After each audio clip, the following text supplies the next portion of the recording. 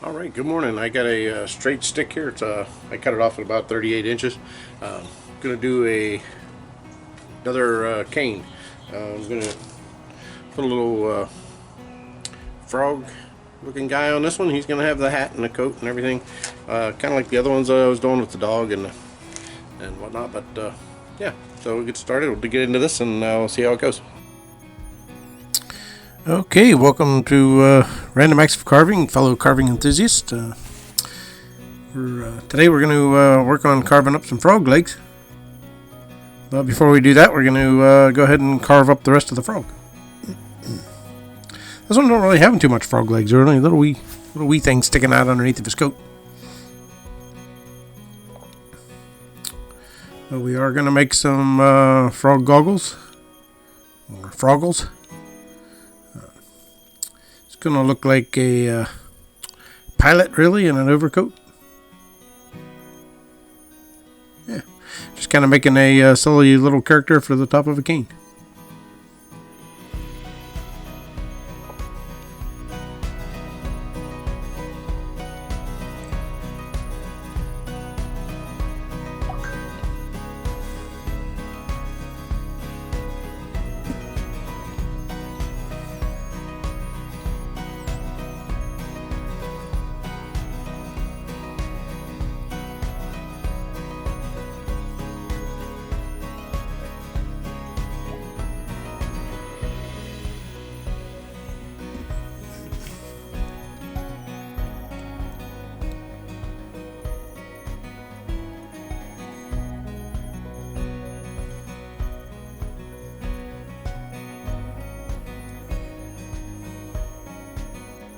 Using my the Ram Products micromotor hand piece here, and just doing just roughing them in, kind of getting. I could do a lot with this. This is a piece of pine, so with this one bit that I'm using, kind of pine tree shaped. What do they call that? Burr. Yeah. With the pine tree shaped burr. It's like a medium grit, and I was able to get in there and get a lot of it pretty well roughed out. And I can go back in with the diamond bits and clean it up and clean up the lines and stuff.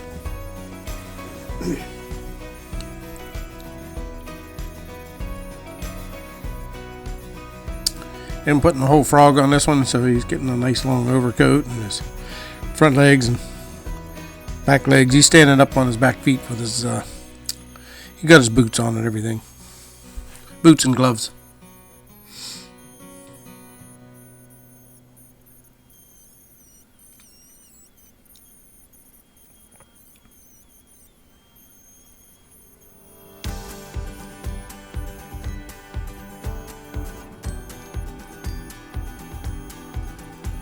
This is one of my favorite things to do, is little characters like this, where you can do their coats and their put the pockets on them and gloves and maybe some wrinkles here and there and hats and stuff. It's just fun doing the little detail stuff like that.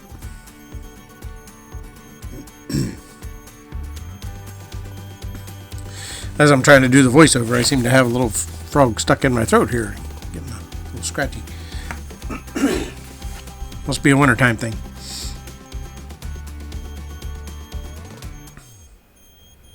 We are getting some cold weather here in Florida today. It's in the 40s this morning. Don't get that very often down here. Staying in the 40s and low 50s, I think, all day.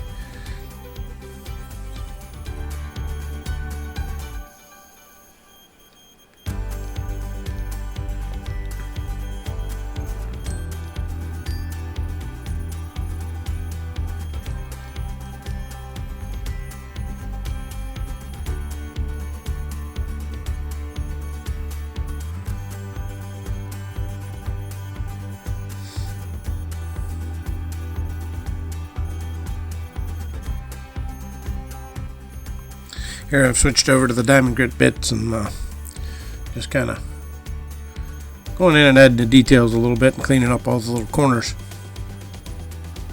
sanding his eyes round and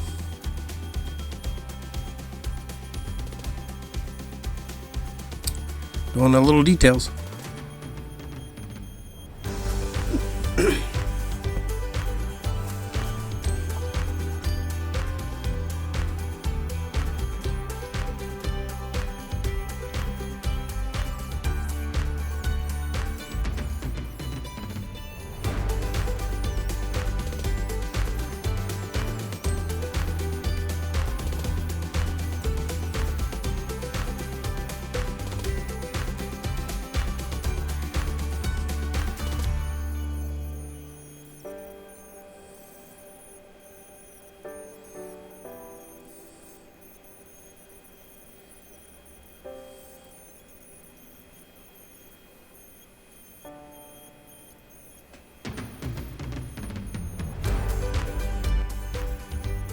See, I put the burr back in for shaping his boots, and then I'll switch back over to the diamond grip bits and sand everything smooth and do the little corners again.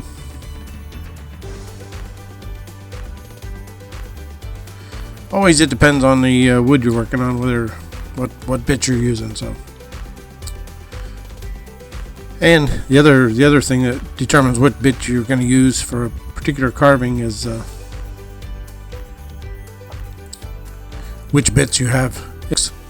So if you don't have a bit, you're probably, if you have a bunch of them, then you have a variety to pick from. Then you may have a little more choices. But I know if you're just starting out and you only have 2 or 3 bits in your box, then you're probably just going to use the ones you got. And those are the best ones to use.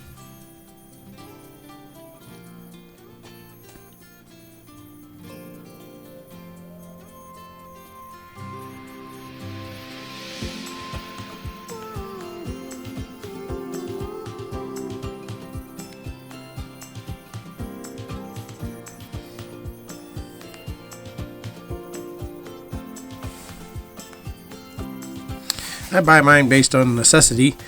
If I'm using a particular one quite a bit, then I'll buy another one like that.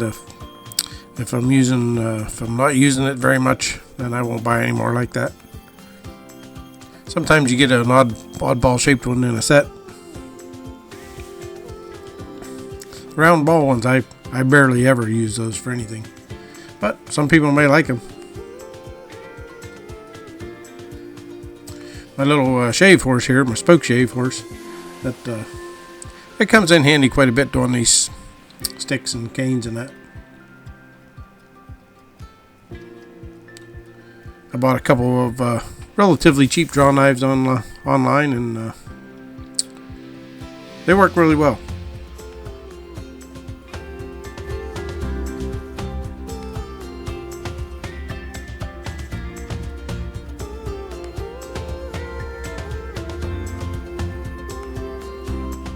This being a small pine tree, it had a set of knots about every 10 inches or foot, so it was a little bit harder to cut through all the little branch knots that were sticking out on it, but they did all right. Get them trimmed down. You just take little bits at a time and get it trimmed down.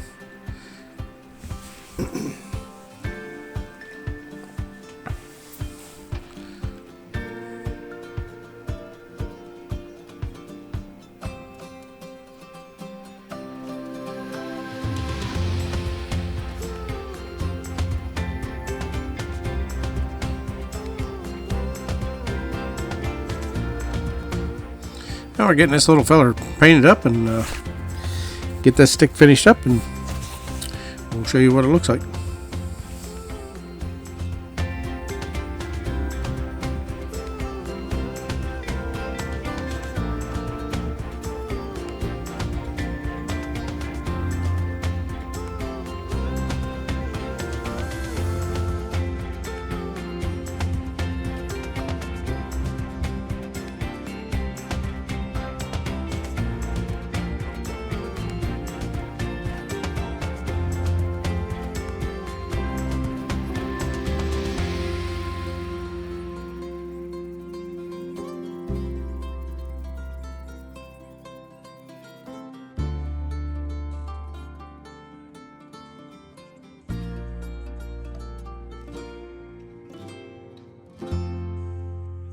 Alright, I got the carving done for this week. I get up and turned out pretty cool looking. I took in like a 1500 grit sandpaper after I painted them, and I went over them with the black wash. I took like a 1500 grit sandpaper and I went over the whole thing, just kind of rubbed through it in some spots. Then whenever I applied the Minwax gunstock stain to the rest of the stick, rest of the cane, I just went ahead and put a coat on him, and then rubbed it back off with a rag, and man, it really antiqued it really nice and give it a lot of depth and texture that it just didn't have before. So yeah, if you just play around with different things sometimes on your carvings, and if they're not popping quite the way you want, then do something else and try to make them really look neat. So yeah, I did a little bit more on this rabbit after the last video I did on him. Just kind of did a little more detail on the painting and got him cleaned up. So I got these two guys looking pretty cool. So if you like the video, give me a thumbs up, and we'll see you next week. Thanks for watching.